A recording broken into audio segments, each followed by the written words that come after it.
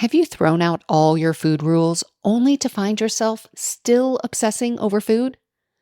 If intuitive eating hasn't given you the freedom you hoped for, today's episode reveals why and what's actually missing from your approach to healing your relationship with food. Welcome to Binge Eating Breakthrough, the podcast to help you stop feeling out of control around food and build trust with your body. If you've tried everything but still feel stuck, you're not alone. I've been there too. I'm Jane Pilger, and I'm here to help you see binge eating in a new way so you can finally break free.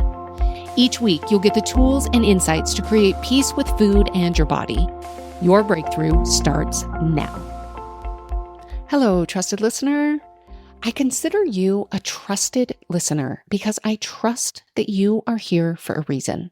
Because something in your relationship with food isn't working and you're seeking answers. And I deeply value that trust that you place in me by listening to this podcast each week. Or if today is your first time listening, I trust that you are going to find something, you're going to hear something that is insightful and impactful on your journey with food. And in fact, trust is actually at the heart of today's topic. The trust you are trying to build with yourself around food. The trust that feels so elusive when you are caught between rigid food rules and feeling completely out of control. So today, we're talking about something that might feel counterintuitive. Why simply just letting go of all food rules might not be working for you. Now, if you've been on this journey for a while, you have probably heard advice along the lines of just eat intuitively or let go of the diet mentality. And there is absolutely wisdom in that approach. But if you've tried to release all of your food rules and found yourself feeling more anxious, more out of control, or even binging more frequently, you're not alone and you are not doing it wrong. Today, I want to offer a perspective that might help you understand what's happening in your brain and in your body when you try to let go of food rules and why sometimes that backfires.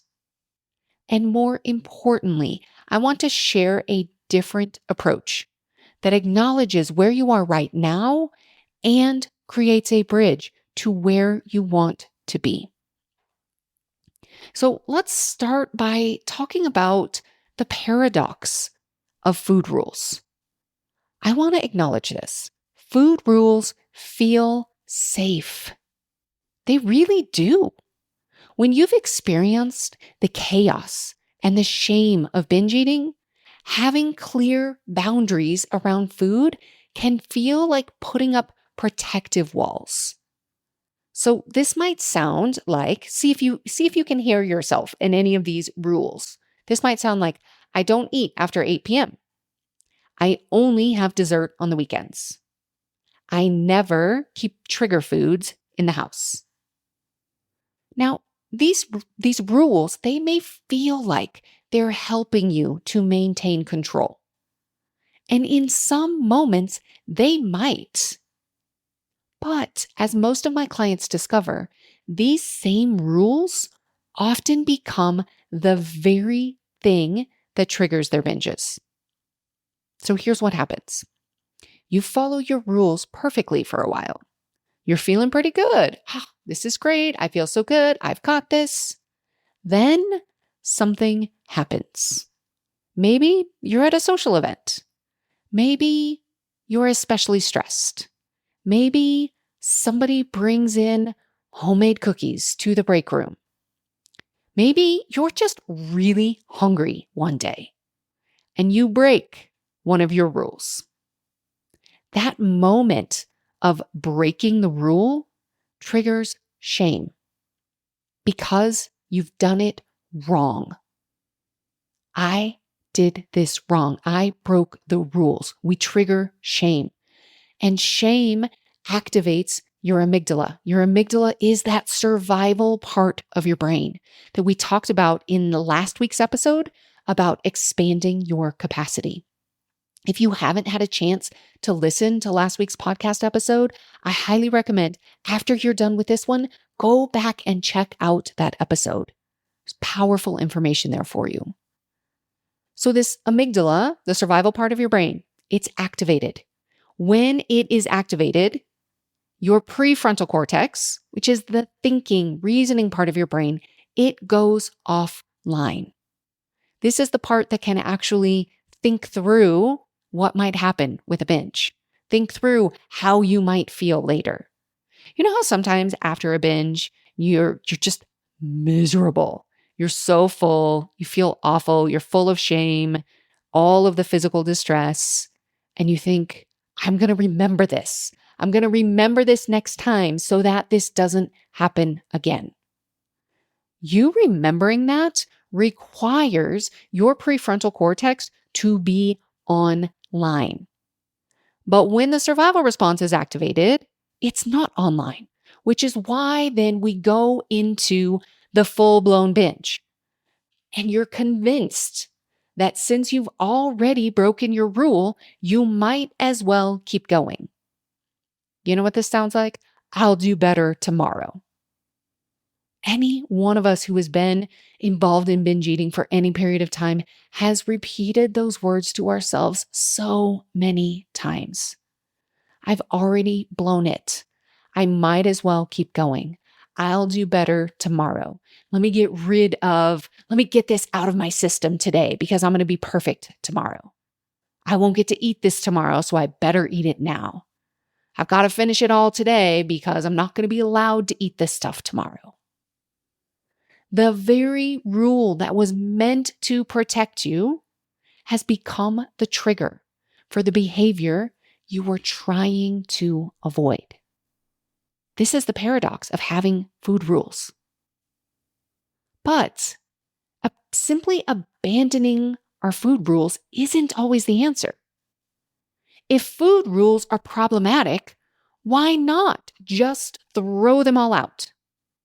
That's what intuitive eating and anti-diet approaches often suggest. And for some people, it works beautifully. But for many of my clients, especially those who have been binge eating for years or decades, simply abandoning all structure around food feels terrifying. And there's a neurobiological reason for that. When you've been living with rigid food rules for a long time, your brain has adapted to those boundaries. They've become part of how you navigate food choices. So suddenly removing all of those guidelines can feel like stepping off a cliff without a parachute.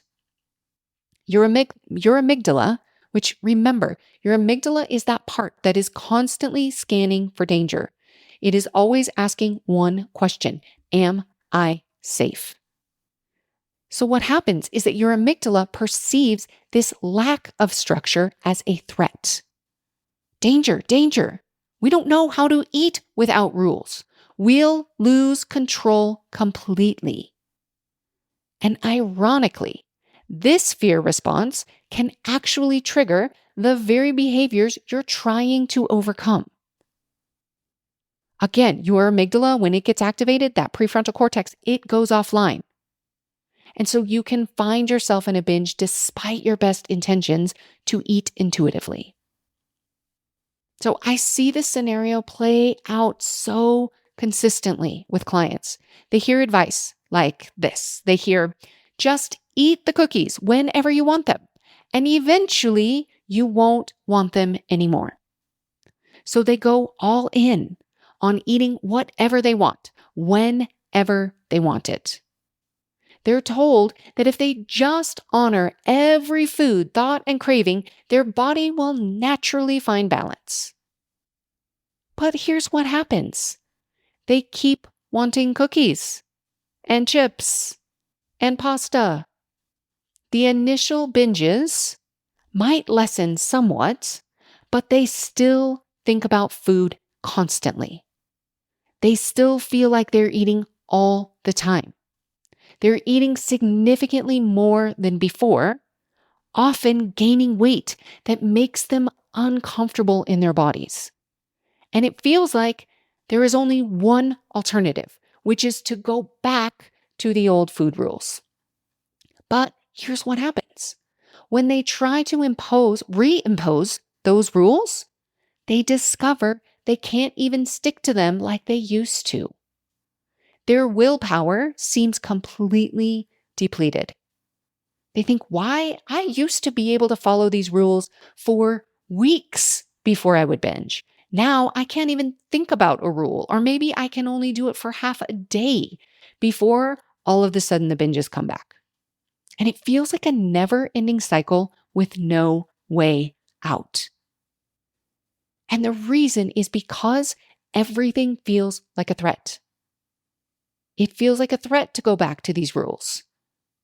It is a threat to the nervous system. If I'm going back to previous restriction, previous starvation, if I've got no rules, this feels like a threat too. It feels like a threat when my body is getting bigger and bigger and now my clothes don't fit. It all feels like a threat. I saw this recently with a client I will call Sarah.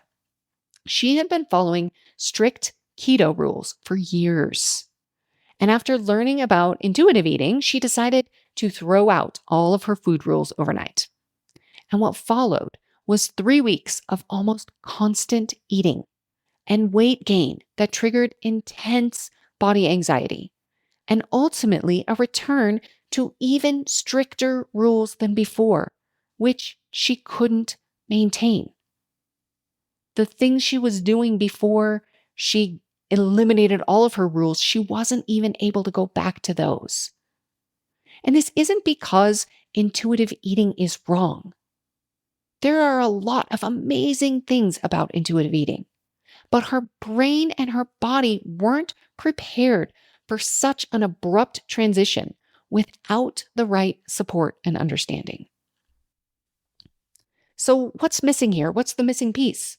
If strict food rules trigger binges, but abandoning all structure also triggers binges, what is the solution? So the answer lies in understanding what your brain actually needs to feel safe. What we know from neuroscience is that your brain forms neural pathways based on repeated experiences.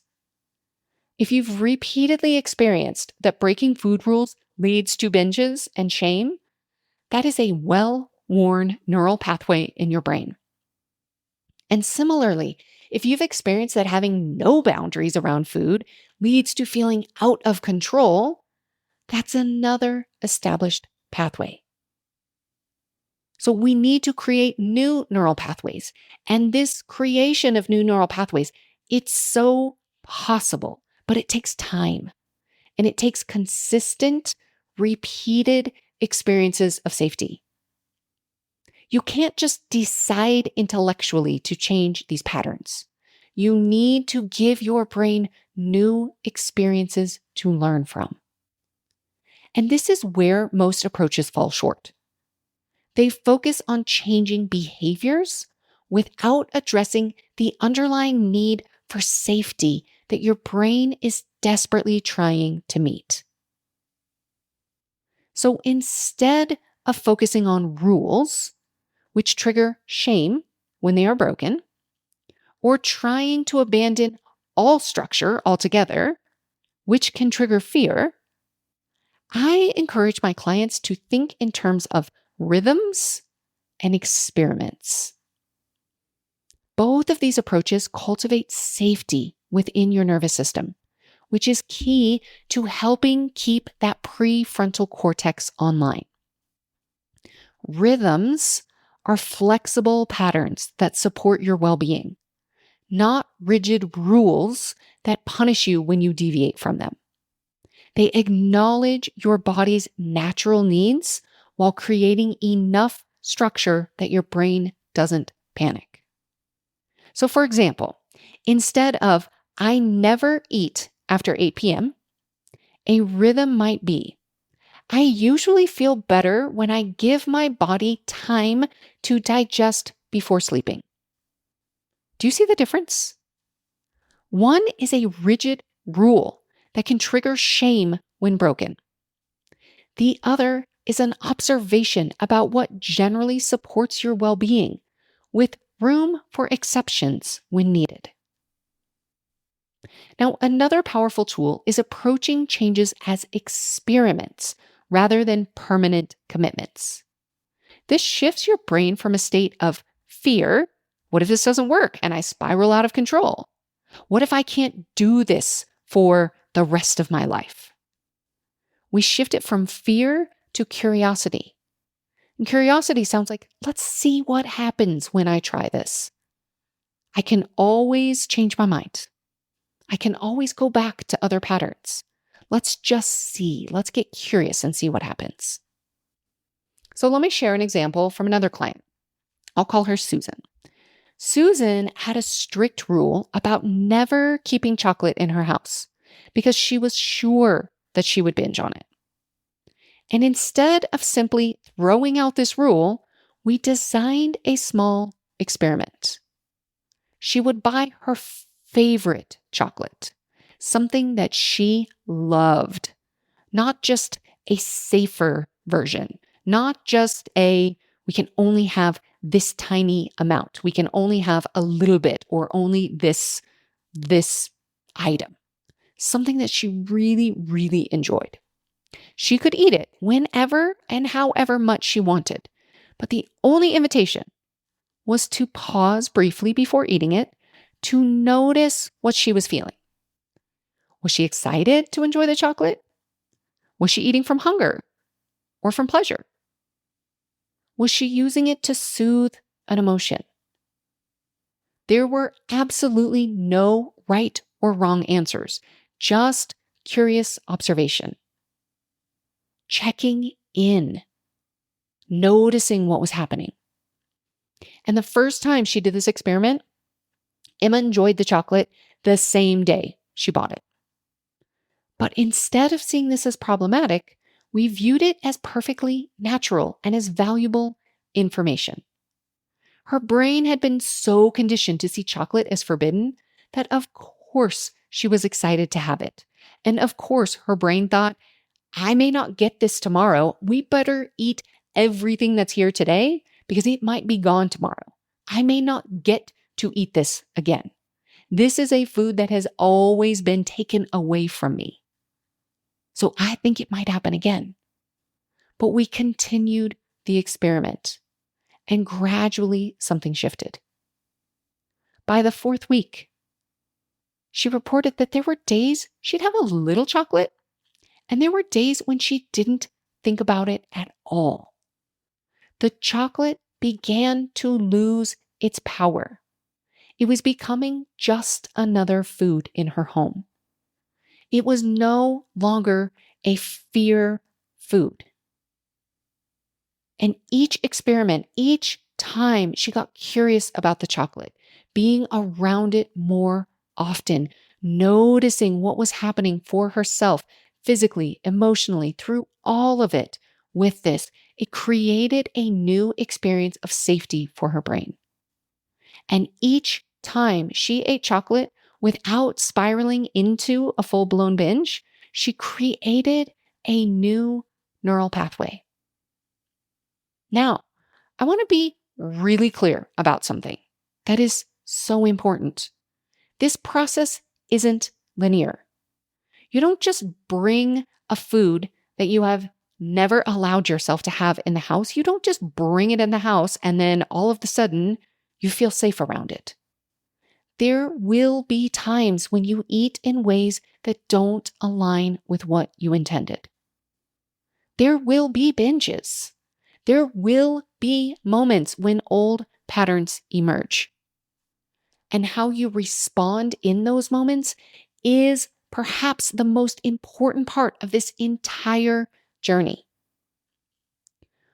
When your amygdala perceives danger, which includes the danger of having broken a food rule or eaten in a way you didn't intend, it needs reassurance, and safety to calm down. This is where self-kindness becomes not just a nice idea, something for somebody else, but it is a neurobiological necessity. When you respond to these moments, when you binge, when you eat in ways that you don't prefer, when you respond with self-criticism and shame, you are essentially confirming to your amygdala that yes, this is indeed a dangerous situation. You're reinforcing the neural pathway that leads from breaking a food rule to binging. But when you respond to yourself, to your amygdala, with warmth and understanding, I see that I'm eating differently than I intended. I wonder what I really need right now. You begin to create a new pathway. You're teaching your brain that deviating from your intentions isn't a catastrophe that requires an emergency response. And this is what I mean when I talk about wrapping your amygdala in a warm blanket. You're creating safety, not through rigid control, but through consistent compassion. So, how do you put this into practice? How do you create a bridge from where you are now, perhaps still reliant on some food rules, to where you want to be with a peaceful, intuitive relationship with food? First, take inventory of your current food rules. Write them all down. The ones you consciously follow and the ones that might be operating under the surface. And for each rule, ask yourself, is this serving me? Is this creating more peace or more stress in my relationship with food? Next, choose one rule to experiment with. Not eliminate completely, but soften and explore. Turn it from a rigid rule into a flexible rhythm. So for example, if your rule is no carbs at dinner, you might soften it to, I'll experiment with different amounts of carbs at dinner and notice how my body feels. Approach this as a genuine experiment with curiosity rather than judgment. We aren't looking for good or bad or right or wrong. Just notice what happens in your body and in your mind as you explore this new flexibility. And most importantly, when things don't go as planned, when you find yourself eating in ways that don't align with your intentions, practice responding to yourself with warmth and understanding. This doesn't mean you don't care about your health or your goals. It means you understand that sustainable change comes from creating safety, not from perfect adherence to rules. All right, I want to leave you with this thought. The goal is not to have either perfect food rules or no food rules at all. Can you see we're actually on two sides of a pendulum here? The goal is to develop a relationship with food that feels peaceful and supportive of your overall well-being. And for most of my clients, this looks like having some flexible guidelines that support their health while maintaining enough room for joy, connection, and spontaneity. It looks like being able to deviate from those guidelines without spiraling into shame and binging. And most importantly, it looks like responding to themselves with consistent kindness, no matter what or how much they eat. Now, if you're struggling to find this balance on your own, I want you to know this is not easy work to do. There are so many conflicting messages out there. You might, and it depends on which podcast you listen to. You could tune into one podcast who will tell you you need to count macros. You need to do this. You need to have these rules. Don't eat after this period of time. Make sure you do intermittent fasting. Whatever it is, you might hear that. Then you might listen to another podcast that says no food rules. Throw out all the food rules. Go all in. Have whatever you want, whenever you want. Eventually, it will all balance out. There are so many different messages out there. It makes sense that it would be super confusing to know what to do. And if you listen to one and you listen to another, of course, then we're literally confused.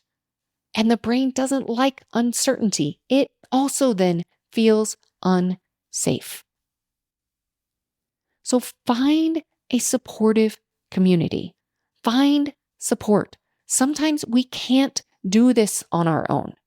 Whether we might even just have blind spots. Sometimes we can't even see the thing that is keeping us stuck. So I have a couple of things I can offer to you. Number one, if you have recently had a binge, if you are looking for some support, some quick support like SOS, I need help. I have a Swift support sessions that will give you 2 targeted sessions to help you in those moments where you need the most. I can typically help somebody see blind spots they can't see on their own. So a Swift support session, 2 Swift support sessions for you is an incredible opportunity. I will put a link to that in the show notes. I also want to let you know I have a workshop. If you are listening to this live in March of 2025, I have a workshop coming up to address exactly what we are talking about here with how do I do this? How do I stop binge eating without going to extremes? I feel like I am either completely trying to follow the most perfect rules or I am eating everything. I'm in restriction or I'm in rebellion. But how do I do this without going to either extreme? That's what we're going to be doing in my upcoming workshop. The details will be out on this next week if you are listening live. I will be sure to include it in next week's podcast. And speaking of next week's podcast, I'm excited to be participating in Podcast-thon with All Bodies on Bikes. So I'm excited to introduce you to this incredible organization, really combining 2 of my favorite topics. So it's going to be a really unique episode that I am very excited to share with you. All right, until then, I invite you to experiment with just one small shift from rigid rules to flexible rhythms, and to practice responding to yourself with warmth when things don't go as planned. Thank you for listening. I want you to know your journey with food, it's one part of your magnificent, amazing life.